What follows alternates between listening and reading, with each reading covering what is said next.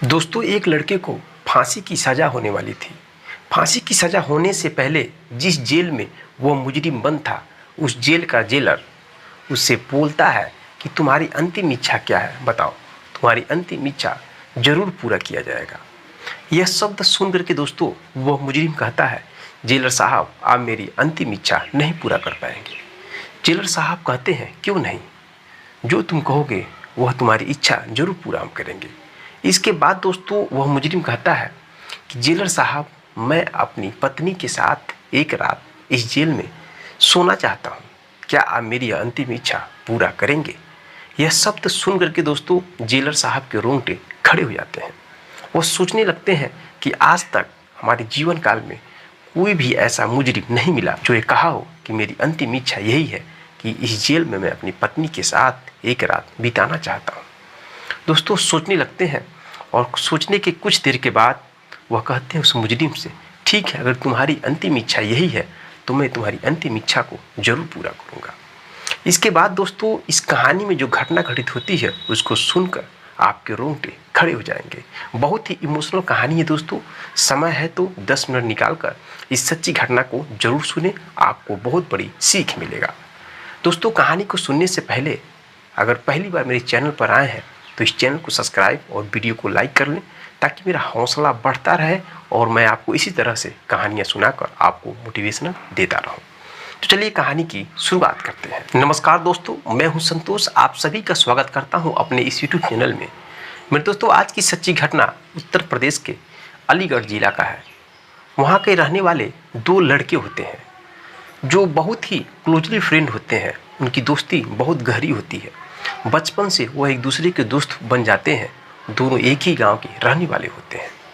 धीरे धीरे दोनों बड़े होते हैं और एक ही साथ एक ही स्कूल में पढ़ते हैं और एक ही साथ स्कूल की पढ़ाई पूरा करने के बाद वह दोनों दिल्ली में एक कंपनी में जॉब करने लगते हैं। मेरे दोस्तों उनकी दोस्ती का जो गाथा है पूरे गांव में बहुत तेज़ी से सुर मच जाता है। दोनों हर एक दुख सुख में एक दूसरे का साथ देते रहते हैं। जब दिल्ली में दोनों जॉब कर रहे थे तो उसी समय दोस्तों उनकी कंपनी में एक लड़की की एंट्री होती है। उसका भी सिलेक्शन होता है उस कंपनी में जॉब के लिए, और वह जब जॉब करने कंपनी में आती है तो धीरे धीरे उन दोनों से उसकी दोस्ती हो जाती है। यानी सुबोध, प्रमोद और जो पूजा है, तीनों एक दूसरे से दोस्त बन जाते हैं और एक ही साथ लंच करना, कहीं बाहर घूमना, तीनों एक साथ अब आने जाने लगते हैं और उनकी दोस्ती बहुत गहरी हो जाती है। इधर दोस्तों जो प्रमोद होता है, वह प्रमोद उस पूजा से प्यार करने लगता है अंदर ही अंदर, लेकिन वो इजहार नहीं कर पाता है। मेरे दोस्तों जो पूजा है वो प्रमोद से नहीं, वो सुबोध से प्यार करती है और सुबोध भी धीरे धीरे पूजा से प्यार करने लगता है। सबसे पहले पूजा अपने प्यार का इजहार सुबोध से करती है और सुबोध उसके प्यार को स्वीकार कर लेता है और वह दोनों एक दूसरे से बेहद प्यार करने लगते हैं। जब इस बात की जानकारी प्रमोद को लगता है तो प्रमोद को बहुत ही तकलीफ होता है। कैसे बताए कि अपनी दिल की बात कि मैं पूजा से बहुत अधिक प्रेम करता था। दोस्तों धीरे धीरे यूं ही दिन बीत जाते हैं और एक दिन जो प्रमोद है वो अपने दोस्त सुबोध से कहता है, दोस्त हम दोनों बहुत गहरे दोस्त हैं और हर एक दुख सुख में हम दोनों ने एक दूसरे का साथ दिया है। क्या तुम मेरा साथ दोगे? मेरे अंदर एक बात है जिसको मैं कह नहीं पा रहा हूँ, अगर मैं कहूँ तो क्या तुम मेरी वह इच्छा पूरा करोगे? सुबोध कहता है, अरे यार, हम बचपन के दोस्त हैं, हर एक दुख सुख में साथ दिए हैं, और क्या बात है जो तुम मुझसे नहीं कह पा रहे हो अपने दोस्त से? तुम बेहद बेहिचक बोलो, मैं तुम्हारी इच्छा जरूर पूरा करूँगा। इसके बाद दोस्तों जो प्रमोद है वो कहता है कि तुम जिस लड़की से प्रेम करते हो पूजा से, मैं भी उससे प्रेम करता हूँ, लेकिन मैंने कह नहीं पाया और वह तुमसे प्यार कर बैठी। मैं चाहता हूँ दोस्त कि तुम मेरी दोस्ती पूजा से करा दो और एक रात मेरे साथ उसको सोने के लिए भेज दो। जब यह शब्द सुनता है सुबोध तो दोस्तों उसके रोंगटे खड़े हो जाते हैं। सुबोध कहता है, दोस्त हम दोनों, पूजा और मैं, एक दूसरे से प्रेम करते हैं, लेकिन शारीरिक संबंध और ये गलत सब चीज़ें हम लोग नहीं करते हैं। सुबोध कहता है मेरी शादी भी हो गई है, तुम कैसे विश्वास कर सकते हो कि मैं उसके साथ गलत कर सकता हूँ। और रही बात पूजा को तुम्हारे साथ एक रात सुलाने की बात, तो यह मैं नहीं कर पाऊँगा। कोई भी दोस्त अपनी गर्लफ्रेंड को अपने दोस्त के साथ शेयर कैसे कर सकता है। वो समझाता है प्रमोद को, तुम अपने अंदर से इस इच्छा को समाप्त कर दो, ऐसा नहीं हो सकता। इसके अलावा जो तुम कुछ कहोगे मैं तुम्हारी वह इच्छा पूरा कर दूंगा, लेकिन यह नहीं हो सकता। तभी से दोस्तों प्रमोद के अंदर सुबोध के प्रति नफरत धीरे धीरे बैठने लगता है। यूं ही दोस्तों दिन गुजर जाते हैं और एक दिन जो पूजा है वह सुबोध से कहती है कि मैं तुम्हारे रूम पर चलूंगी और तुम अपने हाथों से खाना बनाकर मुझे खिलाओगे। सुबोध कहता है ठीक है चलो हमारे साथ। दोस्तों तीनों यानी कि सुबोध, प्रमोद और पूजा तीनों एक ही साथ कंपनी से जब छुट्टी होता है तो चलते हैं और रूम पर आते हैं। रूम पर आने के बाद दोस्तों सुबोध कहता है कि तुम रूम पर रुको और मैं मार्केट से कुछ सामान लेकर आता हूँ, तब मैं फिर अपने हाथों से भोजन बनाऊंगा और तुम्हें खिलाऊंगा। दोस्तों उधर सुबोध चला जाता है मार्केट करने, इधर प्रमोद और पूजा एक रूम में रहते हैं। अब मौके का फायदा उठाने के लिए दोस्तों जो प्रमोद है वह तैयार हो जाता है। वह पूजा से अपने प्यार का इजहार करता है, लेकिन पूजा स्वीकार नहीं करती है। वो कहती है मैं सुबोध से प्रेम करती हूँ। दोस्तों प्रमोद पूजा के साथ जोर जबरदस्ती करने लगता है, उसके साथ शारीरिक संबंध बनाने लगता है। वो चीखती है, चिल्लाती है, लेकिन कोई बचाने वाला नहीं होता है। प्रमोद पूजा के कपड़ों को फाड़ देता है और जबरदस्ती उसके साथ शारीरिक संबंध बनाता है। संबंध बनाने के बाद दोस्तों पूजा कहती है कि तुम्हारे इस गंदे कारनामे को सुबोध से मैं जरूर बताऊंगी और वह तुमसे दोस्ती तोड़ देगा। यह बात सुन करके दोस्तों प्रमोद गुस्सा हो जाता है और गला दबाकर पूजा की वहीं पर हत्या कर देता है। हत्या हो जाने के बाद वो घबरा जाता है और रूम छोड़कर फरार हो जाता है।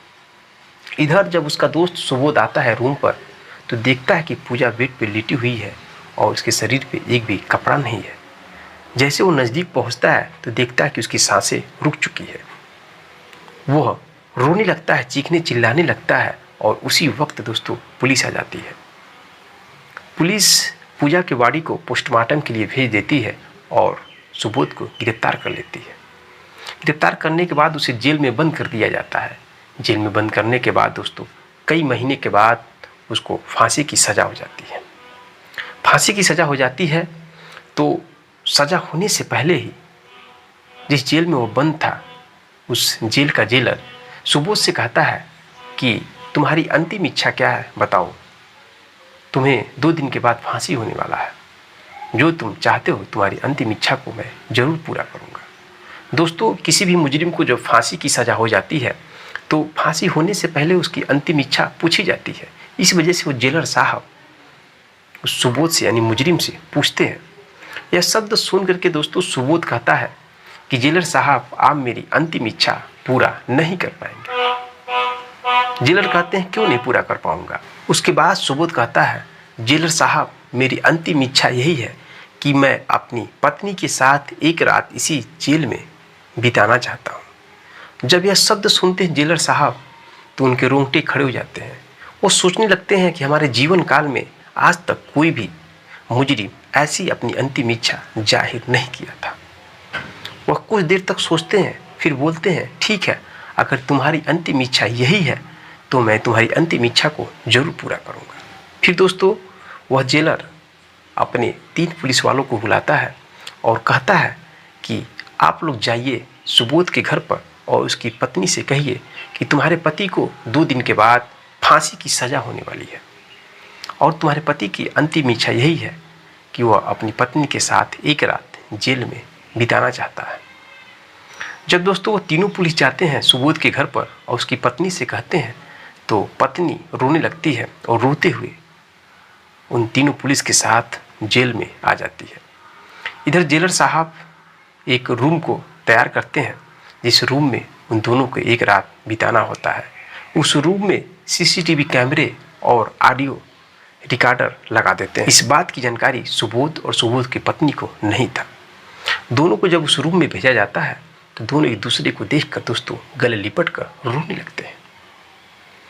कुछ देर के बाद जब शांत होते हैं तो सुबोध की पत्नी कहती है, अगर तुमको पूजा से प्यार था तो तुम मुझसे शादी कर लेते और मुझे तलाक दे देते, मुझे कोई ऐतराज नहीं था, लेकिन तुमने पूजा को क्यों मारा? यह शब्द सुन करके दोस्तों सुबोध कहता है कि मैंने पूजा को नहीं मारा है, हमारी उसकी दोस्ती थी, प्यार मोहब्बत था, लेकिन गलत संबंध नहीं था, तुम मेरा विश्वास करो। फिर पत्नी पूछती है कि तुम नहीं मारे तो फिर पूजा को किसने मारा? तब सुबोध दोस्तों बताता है कि मेरा जो दोस्त है प्रमोद वही मारा है। पूजा मुझसे प्रेम करती थी और जो प्रमोद है वो पूजा से प्रेम करता था, इस वजह से उसके अंदर मेरे प्रति नफरत फैल गया और एक दिन मैं पूजा को लेकर अपने रूम पर आया तो रूम पर रखकर मैं मार्केट कुछ सामान लेने के लिए चला गया ताकि सामान लाकर कुछ चाय नाश्ता बनाऊं। तो उसी बीच में प्रमोद रूम पर था और वह पूजा के साथ जोर जबरदस्ती करने लगा, उसके साथ जबरदस्ती शारीरिक संबंध बनाया और लास्ट में उसका गला दबाकर उसकी हत्या कर देता है। हत्या करने के बाद वो फरार हो जाता है और जब मैं मार्केट से आता हूँ तो देखता हूँ कि पूजा बेड पर बिना कपड़ों के लेटी हुई है, उसकी सांसें थम चुकी है। उसी वक्त पुलिस आ जाती है। मैं समझ नहीं पाता हूँ कि पुलिस कैसे आ गई। वो कहता है कि प्रमोद ही फ़ोन करके पुलिस को बताया था और पुलिस मौके पर आती है, मुझे गिरफ्तार कर लेती है और आज मैं फांसी के फंदे पर लटकने वाला हूँ। इस तरह से हमारे देश का जो कानून है वो अंधा है, जो मुजरिम है वो बाहर घूम रहा है और मैं निर्दोष व्यक्ति इस जेल के अंदर सड़ रहा हूँ और 2 दिन के बाद मुझे फांसी हो जाएगी। दोस्तों ये सभी बातें जेलर साहब और उस जेल के सभी कर्मचारी सुन रहे थे और देख रहे थे। सबके आंखों से आंसुओं के धार बहने लगते हैं। जेलर साहब सोचने लगते हैं कि एक निर्दोष व्यक्ति को फांसी की सज़ा होने वाली है और जो मुजरिम है वो बाहर घूम रहा है, कितनी गलत बात है। यह सोचते हुए दोस्तों वो भी रोने लगते हैं। सुबह होती है और सुबह पत्नी अपने पति का पैर छूती है, गले लगकर रोती है और फिर रोते हुए दोस्तों वो फिर चली जाती है। इधर जब कोर्ट में सुबोध को ले जाया जाता है तो कोर्ट में जब कार्रवाई होती है तो उस वक्त जो जेलर साहब है ऑडियो और वीडियो दोनों जज साहब को देते हैं और उस कोर्ट में उस ऑडियो को और वीडियो को चलाया जाता है। तो उस ऑडियो वीडियो को देख करके उस कोर्ट में मौजूद सभी लोगों की आंखें नम हो जाती है। नम होने के बाद सबको एहसास होता है कि एक निर्दोष व्यक्ति को फांसी की सज़ा दिया जा रहा है, कानून कितना गलत है। इस चीज़ का महसूस जज साहब भी करते हैं और जज साहब अपना फैसला बदल देते हैं। वह सुबोध को निर्दोष करार कर उसको छोड़ देते हैं और उसके दोस्त प्रमोद को मुजरिम करार कर उसको आदेश देते हैं पकड़ने के लिए और फिर प्रमोद को पकड़कर जेल में बंद किया जाता है और उसको फांसी की सज़ा दे दिया जाता है। तो दोस्तों यह रही सच्ची कहानी। सुन करके आपको कैसा लगा? अगर दोस्तों थोड़ा सा भी अच्छा लगा हो तो चैनल को सब्सक्राइब, वीडियो को लाइक जरूर करें। मैं सच्ची घटना आपको इसलिए सुनाता हूं ताकि आप जागरूक और सतर्क रहें। तो दोस्तों मिलते हैं नेक्स्ट वीडियो में नेक्स्ट कहानी के साथ। तब तक के लिए दोस्तों जय हिंद, जय भारत।